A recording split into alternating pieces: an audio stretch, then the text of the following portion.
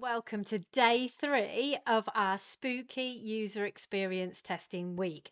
Now, this project hopefully is going to show you something that you've not seen before. And remember, we are using that development version of Flock XR, which you can find from About and Versions, and then open up the development version. So let's dive in.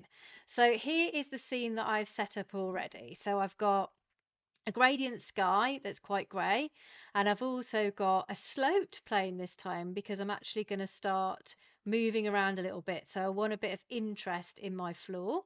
I've got a brick floor and it is grey.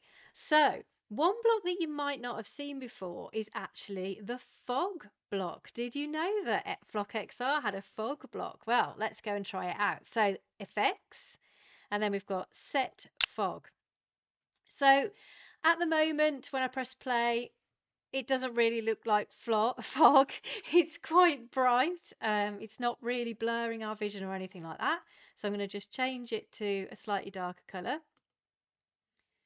And then you get a bit of an effect, but not really. But here's where the magic happens. I'm going to change this to EXP and press play.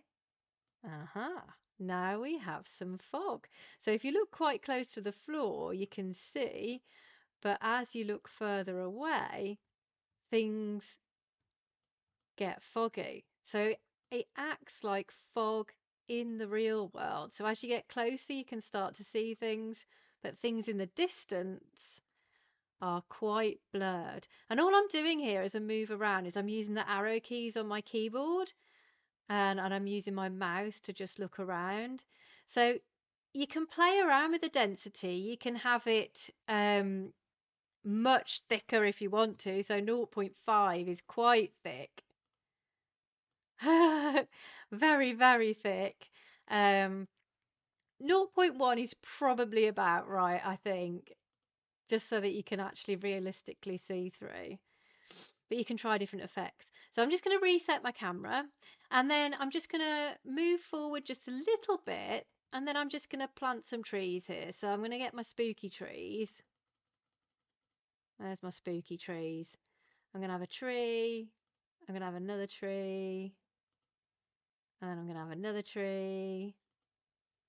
Okay, and then when I press play again, you can see that moody effect. So when I go back, they get really covered by that fog.